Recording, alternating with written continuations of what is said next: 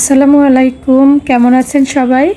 আশা করছি যে যেখান থেকে দেখছেন সবাই ভালো আছেন এবং সুস্থ আছেন।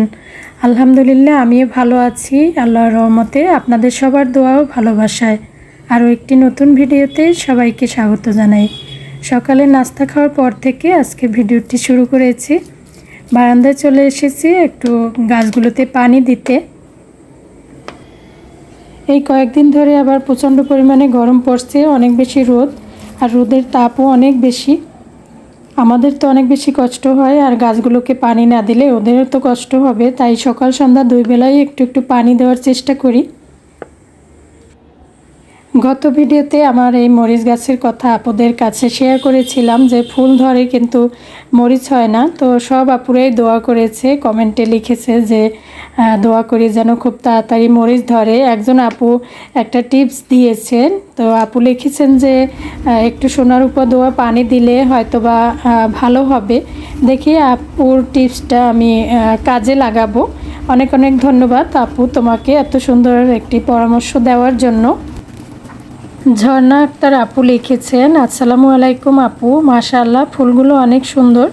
আপু মরিচ গাছে সোনার উপর পানি দিতে পারেন। একদম সঠিক কথা বলেছেন আপু, সব মিলিয়ে ব্লগটি অনেক ভালো লাগছে। তো আপুর কমেন্টটি পড়ে শোনালাম। অনেক অনেক ধন্যবাদ ও ভালোবাসা রইল আপুর জন্য। আর আমার সব বন্ধুদের প্রতি অনেক অনেক ভালোবাসা রইল, যারা অনেক সুন্দর করে কমেন্ট করেন এবং সব সময় আমাকে সময় দেন। সবার প্রতি আমি অনেক বেশি কৃতজ্ঞ। সকালে নাস্তা খাওয়ার পর থেকে একটু রেস্ট নিয়েছিলাম, তারপরে সংসারের কাজগুলো করে নিচ্ছি। এরপরে দুপুরে রান্নাবান্নাও করতে হবে। সংসারের সব কাজ গুছিয়ে নিয়ে দুপুরে রান্না করব। সকালে নাস্তা খাওয়ার পর যে প্লেট বাটি ময়লা হয়েছিল সেগুলো ধুয়ে নিয়েছি, শুধু চায়ের কাপ আর চায়ের পাতিলটাই ছিল, এগুলো এখন ধুয়ে নিলাম। আর রাতে যে প্লেট বাটিগুলো ধুয়ে রেখেছিলাম শুকিয়ে গেছে, এগুলো আবার এখন রেখে দিচ্ছি। তো সময়ের কাজ সময় করে নিলে কিন্তু কাজগুলো সুন্দর হয় আর পরিপাটি থাকে সব সময়, আর পরিষ্কারও থাকে। যখন যেটা ময়লা হয় যদি সাথে সাথে পরিষ্কার করে নিই, আর এলোমেলো জায়গাটা যদি সাথে সাথে একটু গুছিয়ে নেই, তাহলে কিন্তু তেমন একটা কষ্ট হয় না। সব সময় পরিষ্কার থাকে এবং গুছানো থাকে। আর অনেক বেশি কাজ যদি জমা হয়ে যায় তখন কিন্তু কাজ করতেও কষ্ট হয়, আর কাজগুলো এলোমেলো থাকে, অপরিষ্কার থাকে। তো যখন যেটা ময়লা হয় ধুয়ে ফেলি, আর যখন যেটা এলোমেলো হয় সাথে সাথেই একটু গুছিয়ে রাখি। এতে করে আমার জন্যই ভালো হয়। সবসময় নিজের ঘরটাকে পরিষ্কার পরিচ্ছন্ন এবং পরিপাটি করে রাখার চেষ্টা করি। আর এইভাবে করে কাজ করলে সবসময় নিজের ঘরদোর পরিষ্কার পরিচ্ছন্ন থাকবে এবং পরিপাটি থাকবে। অনেক সময় হয় না যে পরে করব, এখন থাক একটু রেস্ট নিয়ে নিই, সেটা না করে কাজটা করে নিয়ে তারপরে যদি রেস্ট নিই তাহলে কিন্তু আর অনেক কাজ জমাও হয় না, আর এলোমেলোও থাকে না ঘরদোর। যখন আমার চোখে পড়ে যে বিছানাটা এলোমেলো হয়ে আছে সাথে সাথেই আমি গুছিয়ে নিই, এতে করে সব সময় গুছানো থাকে। আর অনেক সময় দেখা যায় যে কাপড় চোপড় এলোমেলো করে রাখা হয় বাচ্চারা থাকলে বিশেষ করে। তো সাথে সাথে যদি সেই কাপড় চোপড়গুলো গুছিয়ে ওয়ারড্রবে বা আলমিরাতে রেখে দেই, তাহলে কিন্তু আর জায়গাটা এলোমেলোও লাগবে না, দেখতেও খারাপ লাগবে না। তো আমি জানালাটা একটু মুছে নিচ্ছি। আর এই জানালায় প্রচুর পরিমাণে ধুলা আসে, আর এগুলো একটু একদিন পর একদিন মুছে নিলে সবসময় কিন্তু পরিষ্কার থাকে। আর অনেক দিন পর যদি ময়লা পরিষ্কার করতে যাই, পরিষ্কার করতেও কষ্ট হবে, আর দেখা যাবে যে ময়লাও ধরে যাবে অনেক বেশি। তো একদিন পরে একদিন বা প্রতিদিন যদি একটু ময়লা পরিষ্কার করে নেওয়া যায়, যেখানকার ময়লা একটু বেশি জমে, যেহেতু রাস্তার পাশে বাসা, বাইরে থেকে ধুলাবালি আসে, সবসময় যদি একটু সময় নিয়ে এগুলো পরিষ্কার করি তাহলে কিন্তু তেমন একটা ধুলাবালি বা ময়লা অপরিষ্কার হয়ে থাকে না ঘরদোর। তো সকালে নাস্তা খাওয়ার পরে ডাইনিং টেবিলটা মোছা হয়নি, এখন ডাইনিং টেবিলটাকে একটু মুছে সব গুছিয়ে রাখছি। আর আমার বাসায় যারা আছি, আমার পরিবারের সদস্য যারা, সবাই কিন্তু যে যার খাবার প্লেট বাটি নিজের মতো করে ধুয়ে রাখে, পরিষ্কার করে রাখে। এতে করে আমারও একটু সুবিধা হয়, কারণ আমার অনেক কাজের চাপ হয় না, যেহেতু আমার হেল্পিং হ্যান্ড নেই।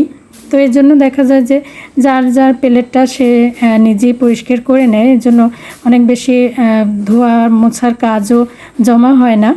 আর কাপড় চোপড়ের বেলায়ও সেটাই হয়, যার যার নিজের কাপড় চোপড় নিজে ধুয়ে রাখে। আমার বাচ্চারা বা হাজব্যান্ড, মাঝে মাঝে আমি সবারটা ধুই। তো এটাই আর কি। তো এখানে এই যে একটু সোফাটা পরিষ্কার করে নিচ্ছি, ধুলা তো আসি, প্রতিদিন একটু মোছামুছির কাজ করতেই হয়।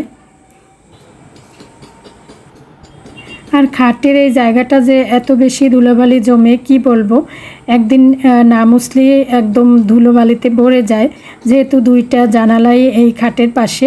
তো এই জন্য এই খাটের এই জায়গাটা আমার প্রতিদিনই মুছতে হয়।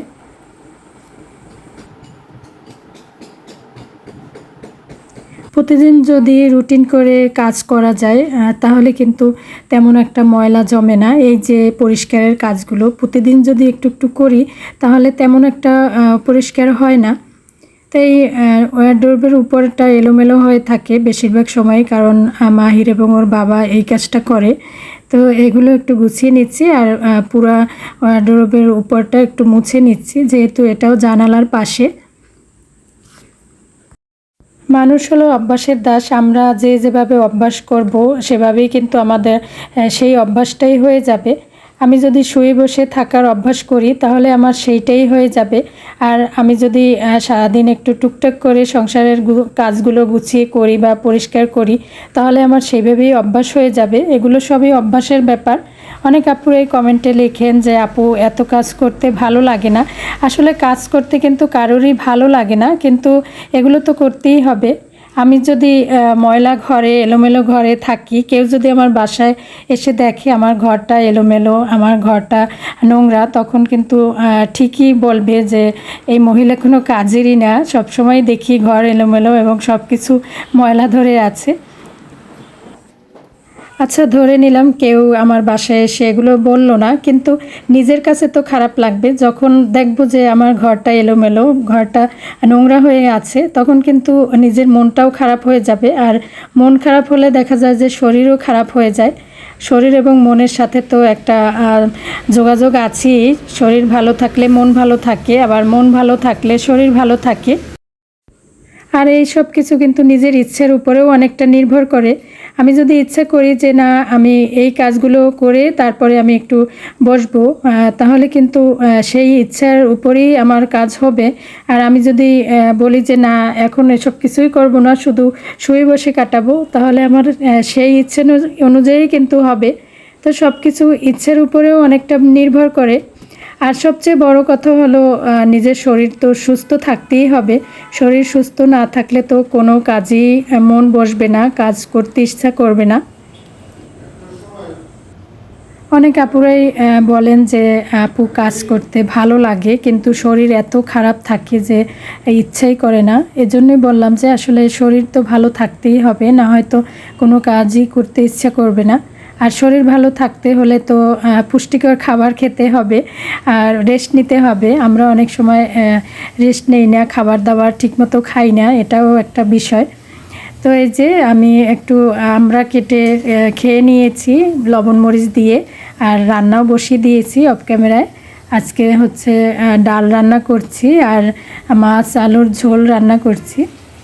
তো অফ ক্যামেরায় আমি রান্না বসিয়ে দিয়েছিলাম, ডালটা সিদ্ধ হয়ে গেছে আর মাছটাও ভাজি করে নিয়েছিলাম। এবারে সব মশলা কষিয়ে রান্নাটা করে নিব।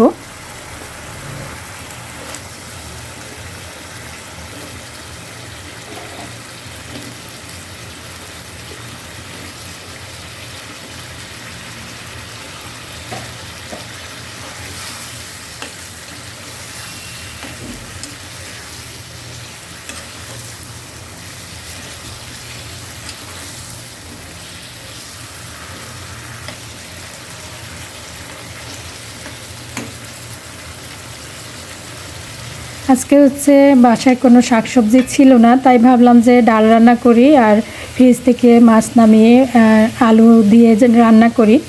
মাছ আলুর ঝোল খেতে সবাই পছন্দ করে বাসার সবাই, তো সেটাই রান্না করছি।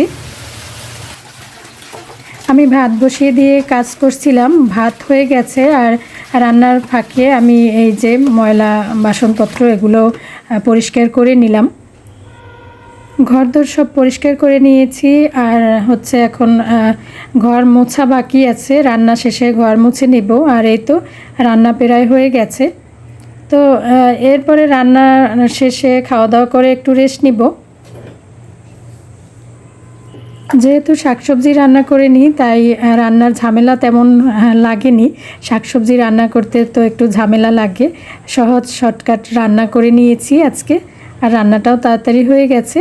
তো এই ছিল আমার আজকের ভিডিও। সবাই ভালো থাকবেন, সবার জন্য দোয়া রইল। আল্লাহ হাফেজ।